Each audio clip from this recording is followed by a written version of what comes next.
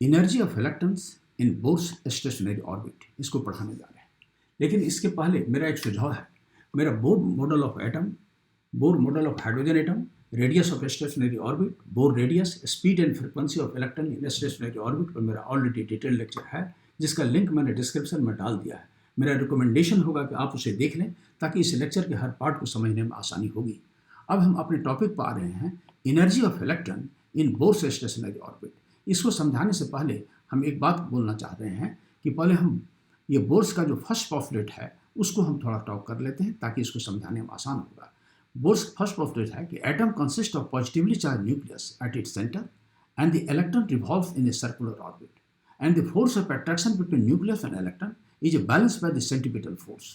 तो अब जो है ये जो फर्स्ट पॉस्टुलेट के अनुसार ये क्या हुआ कि एटम जो है वो positively charge atom positively charge nucleus जो है वो सेंटर पर रहता है और इलेक्ट्रॉन जो है इसके सर्कुलर ऑर्बिट में रिवॉल्व होता है। इलेक्ट्रॉन जो सर्कुलर ऑर्बिट में रिवॉल्व होता है तो इसमें दो तरह का एनर्जी होता है। एक energy due to motion of electron और दूसरा जो है due to position of electron. तो मोशन ऑफ इलेक्ट्रॉन के चलते जो हुआ उसको काइनेटिक एनर्जी कहते हैं और पोजिशन ऑफ इलेक्ट्रॉन के चलते हुआ उसको पोटेंशियल एनर्जी कहते हैं। यहाँ थोड़ा हम सेंटेंस में लिख भी दिया है, the energy of electron revolving in a stationary orbit are of two types. Kinetic energy is due to motion of electron and potential energy is due to position of electron. अब हम दोनों energy को निकालने के लिए थोड़ा हम ये जो बोर्स का फर्स्ट पॉस्टुलेट को जो है थोड़ा हल्का सा इलैबोरेट करेंगे, तुरंत हम आगे बढ़ जाएंगे। अब यहाँ देखा जाए जेडी क्या है, ये चार्ज ऑफ न्यूक्लियस है और जेड क्या है, एटॉमिक नंबर हुआ, ये चार्ज ऑफ प्रोटॉन था, ये प्रोटॉन हुआ तो जेडी हुआ चार्ज ऑफ न्यूक्लियस। इलेक्ट्रॉन जो है यह मतलब इसका चार्ज -e है और यह ऑर्बिट में रिवॉल्व हो रहा है। m है मास ऑफ इलेक्ट्रॉन और v जो है स्पीड ऑफ इलेक्ट्रॉन है। तो इसमें जो है तो क्या है मतलब first postulate, the force of attraction between nucleus and electron is a balance by the centripetal force. तो हम फोर्स ऑफ अट्रैक्शन पहले निकाल लेते हैं। यहाँ थोड़ा हम लैंग्वेज में कुछ लिख दिया है, Z e equal to charge of the nucleus -e the charge of electron, m is the mass of electron, v is the speed of electron. अब यहाँ देखा जाए हम जेडी की तुलना जो है आप इलेक्ट्रोस्टैटिक्स में पढ़े हैं कि एक Q1 चार्ज है दूसरा Q2 चार्ज है, दोनों जो है r डिस्टेंस पर है और दोनों के बीच जो फोर्स लगेगा वो K यानी medium constant Q1 Q2 by r square होता है, यह कूलम्ब्स लॉ है। तो यही चीज़ यहाँ लगाए कि F इक्वल टू क्या होगा, K जेडी इंटू ये चार्ज ऑफ इलेक्ट्रॉन E और दोनों के बीच का क्या डिस्टेंस स्क्वायर। तो यहाँ लिखे हैं कि the force of attraction between nucleus and electron is equal to F यानी फोर्स, ये के हुआ medium constant, charge of nucleus ये हुआ, ये चार्ज ऑफ इलेक्ट्रॉन, दोनों को मल्टीप्लाई किए और न्यूक्लियस से लेकर के इलेक्ट्रॉन के बीच जो डिस्टेंस है वह आर स्क्वायर, इसको और ये रेडियस ऑफ द ऑर्बिट हुआ, इसको डिवाइड कर दिया इतना। तो K J D square upon R स्क्वायर कहाँ से हुआ, कूलम्ब्स लॉ हुआ। और आप ये जानते हैं कि इलेक्ट्रॉन जो है रिवॉल्व जो हो रहा है इसमें सेंटीपिटल फोर्स लगेगा और मास ऑफ इलेक्ट्रॉन m है, v स्पीड है और r रेडियस है। तो आप जानते हैं कि सर्कुलर पाथ पर जो पार्टिकल जो मूव करता है, यहाँ जो इलेक्ट्रॉन मूव करेगा तो सेंटीपिटल फोर्स का वैल्यू क्या होगा, m v square upon r। यहाँ लिख भी दिया है the centripetal force on the electron is m v square upon r और ये हुआ सेंटीपिटल फोर्स। तो सेंटीपिटल फोर्स क्या करता है, force of attraction between nucleus and electron को बैलेंस करता है। तो फर्स्ट पॉस्टुलेट यह है, यहाँ लिख दिए हैं from postulate 1 of the Bohr atom model mv square upon r यानी centripetal force is equal to force of attraction between nucleus and electron. ये दोनों फोर्स को इक्वेट कर दिया, बराबर कर दिया, क्योंकि ये पॉस्टुलेट्स के अनुसार हुआ। और यहाँ r स्क्वायर है, एक r है, ये एक r कैंसिल हो गया, तो यहाँ हो गया क्या, mv स्क्वायर इक्वल टू के जेडी स्क्वायर अपॉन r। यहाँ हम इसलिए इसको निकाले हैं क्योंकि ऑर्बिट का एनर्जी हमको एक काइनेटिक एनर्जी निकालना है, दूसरा पोटेंशियल एनर्जी निकालना है और टोटल एनर्जी को ऐड करेंगे तो वही टोटल एनर्जी होगा ऑर्बिट का। तो काइनेटिक एनर्जी निकालने में इस फार्मूला की हमें जरूरत पड़ेगी mv स्क्वायर का, इसलिए इसको बोर्स फर्स्ट पॉस्टुलेट निकाल कर रख लिया है, आगे इसका यूज करेंगे। अब इससे हम r का वैल्यू निकाल लें, mv स्क्वायर को हम ट्रांसफर करते हैं, इसको सॉल्व किया तो r इक्वल टू हुआ के Z e square upon mv square, ये इक्वेशन 2 हुआ। बोर्स का सेकंड पॉस्टुलेट्स का हम थोड़ा हेल्प लेते हैं। बोर्स सेकंड पॉस्टुलेट क्या कहलाता है कि electron revolves only in those circular orbit for which the angular momentum is integral multiple of h upon 2 पाई। ये एंगुलर मोमेंटम क्या है, mv क्या हुआ, मास इनटू वेलोसिटी, ये मास है, ये स्पीड है, तो m और v को मल्टीप्लाई किया तो ये क्या हुआ, ये हुआ मोमेंटम, और मोमेंटम को इस डिस्टेंस से मल्टीप्लाई किया r से, तो ये मोमेंट ऑफ मोमेंटम हुआ। अब मोमेंट ऑफ मोमेंटम को ही क्या कहते हैं, एंगुलर मोमेंटम कहते हैं। तो M V R angular momentum हुआ और ये इक्वल टू क्या था, N into H upon 2 pi. एन क्या है, इंटीजर है, एच है प्लांक्स कांस्टेंट, तो ये हुआ M V R equal to N H upon 2 pi. यानी electron revolve only in those circular orbit for which M V R equal to N H upon 2 pi. इसको यहाँ मैंने sentence में भी यहाँ लिख दिया है। From postulate second, Bohr quantization condition of angular momentum is what?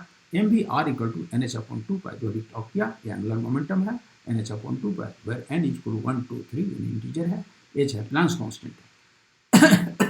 इस इक्वेशन को हमने सॉल्व किया तो r इक्वल टू क्या, nh बाई 2 pi mv हुआ। इस इक्वेशन को 3 मान लिया।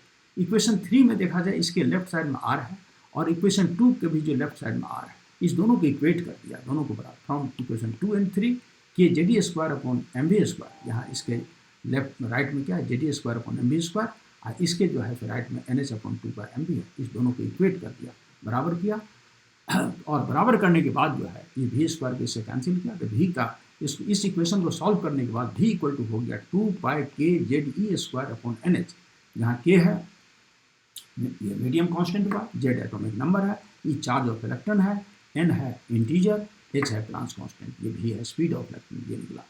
इस इक्वेशन 4 से जो है, 4 से हम भी के वैल्यू को इस इक्वेशन में सब्स्टिट्यूट कर देते हैं, इस भी में, क्योंकि हम आर निकालते हैं। आर क्यों निकालते हैं, तो हमको एनर्जी निकालने में इस रेडियस की जरूरत पड़ेगी, इसलिए ये निकाल कर रख लेते हैं। यहाँ लिखा है पुटिंग द वैल्यू ऑफ भी फ्रॉम इक्वेशन 4 इन इक्वेशन 3, इस इक्वेशन 3 में सब्स्टिट्यूट करते हैं। तब ये हो गया, यहाँ देखा जाए N H by 2 pi M तो यहाँ है, और भी का वैल्यू हम यहाँ डाल देते हैं N H by 2 pi M, और इसमें इस भी का वैल्यू भी यहाँ रखा, तो एन एच बाई 2 पाई के जेड स्क्वायर हुआ। इसको कैलकुलेट किए, एन स्क्वायर एच स्क्वायर 2 बना, इसको ये मल्टीप्लाई किया तो 4 पाई स्क्वायर एम के जेड स्क्वायर हुआ। यहाँ एन क्या है, इंटीजर हुआ, एच प्लांक्स कांस्टेंट है, एम है मास ऑफ इलेक्ट्रॉन है, के है medium constant electrostatic constant, Z है एटॉमिक नंबर, ये चार्ज ऑफ इलेक्ट्रॉन। ये इक्वेशन 5 निकला। इस 5 की भी हमें आगे जरूरत है। अब यहाँ जो हम बताए थे कि इस इक्वेशन को क्यों निकाल कर रखे थे, ये चूंकि हमको काइनेटिक एनर्जी निकालने में जरूरत पड़ेगी। अब हम ये जो है सो ऑर्बिटल एनर्जी निकालने जा रहे हैं, काइनेटिक एनर्जी ऑफ इलेक्ट्रॉन। तो काइनेटिक एनर्जी ऑफ इलेक्ट्रॉन क्या होता है, हाफ एम वी स्क्वायर। अभी जस्ट मैंने टॉक किया था कि क्या मेरा एम क्या है निकालना, कि energy of electron in the Bohr stationary orbit. Bohr stationary orbit में हमको टोटल एनर्जी निकालना। एक एनर्जी हुआ kinetic energy is due to motion of electron, and potential energy due to position of electron. तो काइनेटिक एनर्जी यहाँ mass m है, v speed है, तो काइनेटिक एनर्जी हो गया हाफ एम वी स्क्वायर, और यहाँ लिख दिया ये जो है काइनेटिक एनर्जी ऑफ इलेक्ट्रॉन को half M V square, half mass into मैंने स्पीड का स्क्वायर किया। अब इक्वेशन 1 जो निकाले थे, जिसमें हम बोले थे कि इसमें फर्स्ट पॉपुलेट की हेल्प से यहाँ जो इक्वेशन ये देखा जाए, ये जो इक्वेशन 1 हुआ, क्या है 1, M V square equal to K Z E square upon R. इस वैल्यू को हम एम वी स्क्वायर की जगह यहाँ सब्स्टिट्यूट कर रहे हैं। अब देखा जाएगा क्या कर रहे हैं। Using equation 1 in equation 6 we get kinetic energy of electron equal to half K Z E square upon R. ये इक्वेशन को 7 मान लिया। अब जो है सो हम पोटेंशियल एनर्जी निकालते हैं। पोटेंशियल एनर्जी को समझाने के लिए थोड़ा हम आपको पोटेंशियल का जो डेफिनेशन आप इलेक्ट्रोस्टैटिक्स में पढ़े हैं, थोड़ा उसका हम हेल्प हल्का कर लेंगे, ताकि आपको ये समझाने में और अच्छा लगेगा। यहाँ देखा जाए पॉइंट O पर जो है प्लस Q चार्ज है, और R डिस्टेंस पर कोई पॉइंट P है। तो आप इलेक्ट्रोस्टैटिक्स में पढ़े हैं potential at a point due to charge Q, यानी potential due to charge Q at a distance R क्या होता है, यहाँ V इक्वल टू यानी पोटेंशियल क्या होता है, K यानी मीडियम कॉन्स्टेंट, एट Q यानी चार्ज, और बाय डिस्टेंस, इस डिस्टेंस से हम डिवाइड कर देते हैं चार्ज बाय डिस्टेंस। तो उसी मैंने इस चार्ज के चलते पोटेंशियल यहाँ निकला। उसी तरह से न्यूक्लियस का जो चार्ज जेडी है, इसके चलते जो है आर डिस्टेंस पर जो पोटेंशियल होगा वो क्या होगा, जेडी अपॉन आर। यहाँ लिखेंगे पोटेंशियल ड्यू टू न्यूक्लियस, यहाँ लिखें पोटेंशियल ड्यू टू चार्ज, यहाँ potential due to nucleus at a distance R. R distance पर क्या होगा, भी मैंने पोटेंशियल इक्वल टू के यानी मीडियम कॉन्स्टेंट, यहाँ जेडी दे दिया, क्यू की जगह क्या है जेडी, और आर की जगह यहाँ आर है, तो यहाँ भी आर है। ये हुआ potential due to nucleus at a distance R. तो पोटेंशियल का मतलब होता है work done in bringing a unit positive charge. लेकिन अगर work done in bringing a charge ले जाएंगे तो उस वर्क डन को ही पोटेंशियल एनर्जी कहते हैं। जैसे यहाँ पोटेंशियल हुआ भी, और इस अगर कोई क्यू चार्ज से मल्टीप्लाई किए मैंने तो क्या हो गया, वो पोटेंशियल एनर्जी हुआ। यहाँ देखा जाए इलेक्ट्रॉन का चार्ज माइनस ये है, तो पोटेंशियल ऑफ ये हुआ न्यूक्लियस का कितना K JD upon R, and potential energy of electron होगा, इस पोटेंशियल को हम चार्ज से मल्टीप्लाई करेंगे, के जेडी अपॉन आर माइनस ई यानी चार्ज ऑफ इलेक्ट्रॉन, ये पोटेंशियल एनर्जी होगा, इसको मल्टीप्लाई किया तो minus K Z e square upon are हुआ। तो यानी अब जो है हम यहाँ सेंटेंस में लिख भी दिया है उस बात को जो समझाया, potential due to nucleus in the orbit in which electron is revolving, जिस ऑर्बिट में इलेक्ट्रॉन रिवॉल्व कर रहा है उसमें माना उसमें न्यूक्लियस के चलते कितना पोटेंशियल हुआ, तो K JD upon R, Z E is the charge of nucleus by R, ये हुआ, and potential energy of electron यानी this potential is multiplied to charge of electron minus E, तो K JD upon R into minus E, ये हो गया minus K Z e square upon R, ये हुआ हमको पोटेंशियल एनर्जी, यहाँ लिख दिए दिस पी ऑफ इलेक्ट्रॉन यानी potential energy of electron equal to minus K Z e square upon R, ये इक्वेशन 8 हुआ। और इक्वेशन 7 देखा जाए, यहाँ काइनेटिक एनर्जी ऑफ इलेक्ट्रॉन हम निकाल चुके हैं, half K G K Z E square upon R, इस दोनों एनर्जी को जोड़ देंगे तो टोटल ऑर्बिट का एनर्जी हो जाएगा और वाइटल एनर्जी होगा, तो यहाँ लिख दिया है the total energy of electron is given by E equal to K plus P, और के का वैल्यू वहाँ अभी जस्ट निकाले हैं कितना है, के जेडी स्क्वायर अपॉन आर, मैंने हाफ के जेडी स्क्वायर अपॉन आर, तो यहाँ दे दिए हाफ के जेडी स्क्वायर अपॉन आर दिया है, और यहाँ पोटेंशियल एनर्जी का value minus K Z e square upon are हुआ, दोनों को मतलब ऐड किया। अब इसको मतलब सॉल्व करते हैं तो इसका रिजल्ट आता है माइनस हाफ के जेडी स्क्वायर अपॉन आर यहाँ इसमें। तो ये जो इक्वेशन 9 जो हुआ ये एनर्जी का इक्वेशन हुआ। यहाँ तो आर का वैल्यू जो है हम इक्वेशन 5 में जो निकाल के पहले रखे थे बोर्स फर्स्ट और सेकंड पोस्टुलेट की हेल्प से, इस वैल्यू को हम वहाँ सब्स्टिट्यूट करेंगे, लिखेंगे यूजिंग इक्वेशन 5 यानी putting the value of 5 putting the value of R from equation 5 यानी using equation 5 in equation 9 equation में जो है सो हम 5 इक्वेशन का यूज करते हैं। यहाँ लिखा using equation 5 in 9 we get, यानी क्या यूज किया, हम आर का वैल्यू जो 5 से लिए यहाँ सब्स्टिट्यूट कर दिए, तो माइनस हाफ के जेडी स्क्वायर है और आर का वैल्यू हो गया ये जो है सो डिनोमिनेटर में है, तो ये अब हो गया 4 pi square M K Z e square upon N square H square. इसको जो है सिंप्लीफाई किया तो यहाँ जो है सो मतलब minus 2 pi square M K square Z square E to the power 4, क्योंकि ई स्क्वायर 2 हो गया 4 एन स्क्वायर एच स्क्वायर। ये जो हुआ यही मेरा मेन एनर्जी का इक्वेशन हुआ, दिस इज और वाइटल एनर्जी यानी टोटल एनर्जी, इसमें जो है काइनेटिक और पोटेंशियल दोनों एनर्जी जो है सो मिला हुआ है, माना टोटल एनर्जी हुआ। अब इसमें क्या करते हैं, सभी स्टैंडर्ड वैल्यू को हम सब्स्टिट्यूट करते हैं। यहाँ एम देखा जाए ये मास ऑफ इलेक्ट्रॉन है, के इलेक्ट्रोस्टैटिक कांस्टेंट हुआ, जेड है एटॉमिक नंबर है, ये चार्ज ऑफ इलेक्ट्रॉन है, एन नंबर ऑफ ऑर्बिट्स है, एच क्या है प्लैंक्स कांस्टेंट है, तो प्लैंक्स कांस्टेंट का वैल्यू जानते हैं 6.62 10 to the -34 joule second, mass of electron 9.11 10 to the -31 kg, ये मीडियम कांस्टेंट इलेक्ट्रोस्टैटिक जानते हैं 9 × 10 to the 9 n metre square coulomb to -2 power, charge of electron 1.6 × 10 to the -19 coulomb. ये सारे वैल्यू को जो है सो इस इक्वेशन में सब्स्टिट्यूट किया, सब्स्टिट्यूट करके यहाँ जो है इसका मतलब आफ्टर सब्स्टिट्यूशन इसका हमने ये फॉर्म बनाया, इसको मैंने सॉल्व किया एक एक को, और सॉल्व करने के बाद जो है हमको इसमें जो है सो रिजल्ट क्या आता है, तो -21.76 जेड स्क्वायर को छोड़ दिया यहाँ एन स्क्वायर और इंटू 10 to the -19 जूल आया रिजल्ट। इस जूल को इलेक्ट्रॉन वोल्ट में कन्वर्ट करने के लिए 1 इलेक्ट्रॉन वोल्ट होता है 1.6 × 10 to the -19 जूल, और इसको हम यहाँ इतने से डिवाइड कर देंगे तो ये जूल इलेक्ट्रॉन वोल्ट में कन्वर्ट हो जाएगा, और तब ई का value -13.6 Z square by N square इतना इलेक्ट्रॉन वोल्ट हुआ। एक्चुअली यही जो है ऑर्बिटल एनर्जी हुआ, यानी total energy of electron in the Bohr's stationary orbit में यही हुआ। लेकिन अगर हम हाइड्रोजन एटम की बात करेंगे तो जेड का मान 1 हो जाता है, यहाँ लिखें for hydrogen atom Z equal to 1, अगर जेड इक्वल टू 1 कर देंगे तो ये एनर्जी जो हुआ -13.6 बाय एन स्क्वायर इतना इलेक्ट्रॉन वोल्ट, ये इक्वेशन 12 हुआ। ये जो इक्वेशन हुआ ये हाइड्रोजन एटम के लिए जो है मतलब उसके मैंने एनर्जी का ये वैल्यू हुआ। और एक चीज़ और भी गौर किया जाए, ये नेगेटिव साइन शो करता है कि इलेक्ट्रॉन जो है ये जो है सो